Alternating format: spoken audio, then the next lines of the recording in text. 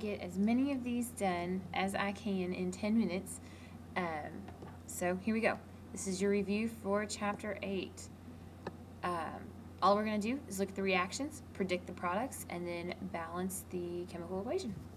I'm not going to do the single replacement activity series or, oh yeah, I will. Never mind, I will. Okay, hydrogen sulfide gas is bubbled through potassium hydroxide. Now I'm going to work these out pretty quickly. So I suggest that when you get to each reaction, hit pause, work it out on your own, and then hit play. So formula for hydrogen sulfide is H2S, and that is a gas. Bubbled through potassium hydroxide, KOH, and that's solution, so that would be aqueous. This is going to be compound plus compound is a double replacement reaction. And we are going to end up with potassium sulfide and water. The water means that the potassium sulfide is aqueous.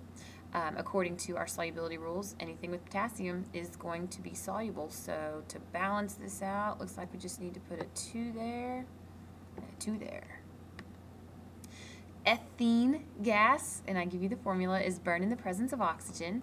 So we have, C2H4 burned in the presence of oxygen. This right here automatically tells you this is a combustion reaction, and so our products are going to be CO2 and H2O. And then to balance this guy, let's see, I'll put a 2 there to balance my carbons. Then hydrogens, I'm sorry, I put a 2 there, so we got 4 on each side. And then I have 4 oxygens plus 2 more is 6, so plop a 3 right there. It's pretty easy to balance combustion. They're usually not that easy. Magnesium oxide powder is heated, so the formula for magnesium oxide is MgO. That's the only reactant we're given, so that means this is a decomposition reaction. So it's heated, so we can put a little triangle over the top of it. It's going to decompose into magnesium solid and oxygen gas. So to balance it out, we need to put a 2 there and a 2 there. Solid barium peroxide is added to sulfuric acid.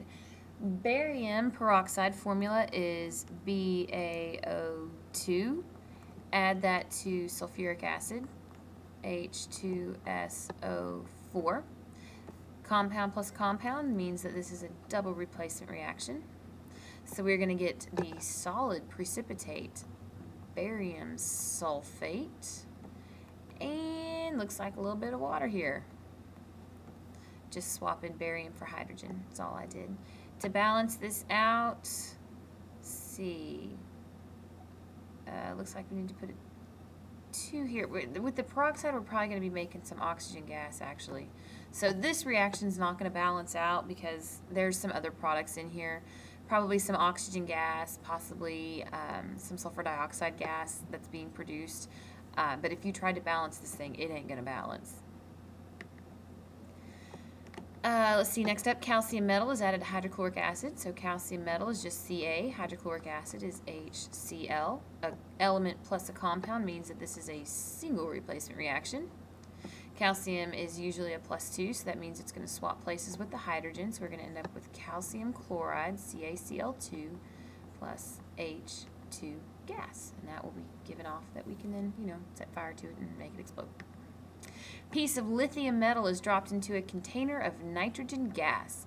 So we have lithium plus nitrogen gas. Remember, nitrogen, Brinkelhoff. Element plus an element means that this is a synthesis reaction, so we're going to make lithium nitride. Lithium usually does a +1, nitrogen is going to be a -3, so that means our formula is Li3N. Probably going to be a solid. Liquid butanol, and then here's our formula, is burned in the presence of oxygen. C4H9OH plus O2. Hopefully you immediately recognize this as a combustion. So your products are CO2 and H2O. To balance this, let's see, we got 4 C's, so we'll put 4 there. Let's see, we got 9 plus 1 is 10 hydrogen, so I'll put a 5 there. For our oxygens, we got 8 plus 5 is 13. Took care of one of them there, so that means we need 12 more, so we need to put a 6 right there. Excuse me, iron 3 bromide solution is added to chlorine gas. Iron 3 bromide would be FeBrO. Cr3. Added to chlorine gas. Chlorine is a Brinkelhoff, so it's Cl2. Single replacement reaction. Anytime you have a compound plus an element, single replacement. So chlorine is going to try to take the place of bromine. So we'll end up with FeCl3 and bromine, probably liquid. And looking at your activity series for your halogens, you'll see that chlorine is in fact higher on the list than bromine, so it will replace bromine and this reaction will occur. So to balance this guy out, we got 3 bromines and 2 bromines. Least common multiple of 3 and 2 is 6, so that means I'm going to need a 3 here and a 2 here. Same thing with the chlorines. Going to need a 2 here and a 3 here. Excess chlorine gas is passed over iron filings. So chlorine gas passed over iron filings. Iron filings means pure iron.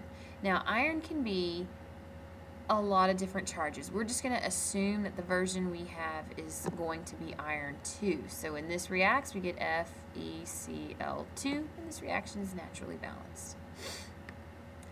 Solid copper 1 sulfide decomposes. Copper 1 sulfide means that this is Cu2s, because remember sulfide is usually a -2. Decomposes. Well, that right there tells us what kind of reaction we have. It's going to decompose into copper and sulfur. Remember, sulfur, when it's in its pure state, is S8. So to balance this out, let's see, we need 8 here and a 16 here. Solutions of manganese 2 sulfate. Manganese 2 sulfate is MnSO4. And ammonium sulfide, NH42S, are mixed. Compound plus a compound means double replacement. So that means we're going to end up with ammonium sulfate, so NH4SO4, plus manganese sulfide, MnS, and you can check your solubility rules. You'll see that ammonium salts are usually soluble, but sulfides are not, so this is probably going to be a precipitate. Aluminum metal is added to a solution of copper 2 chloride, CuCl2. This is the same reaction we did in class the other day. Element plus a compound means single replacement. So aluminum being +3, in this case copper is a +2, chlorine's -1. Aluminum is going to try to take the place of chlorine or copper. You look on your activity series, see that yes, in fact, aluminum is higher on the list than copper, so this reaction will occur.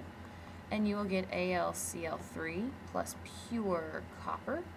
Balance this guy out. We need a 3 here, and a 2 here, and a 2 here, and a 3 here. Propene gas reacts with oxygen. Propene is C3H6 plus oxygen. You should recognize this one immediately as a combustion. So you're going to produce CO2 plus H2O. Balancing this guy out, plop a 3 there to balance our carbons. We got 6 hydrogens, we got 2, so put a 3 there. Here we have 6 oxygens, here we have 9 oxygens.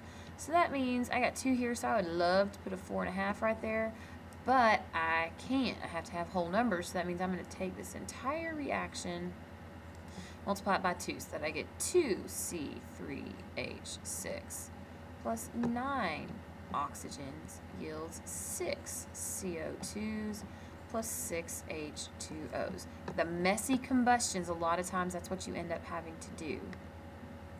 Solid chromium 3 fluoride is heated. So chromium 3 fluoride will be CrF3 is heated. That means this is a decomposition reaction because we only have one reactant. So you're going to get chromium metal plus fluoride gas.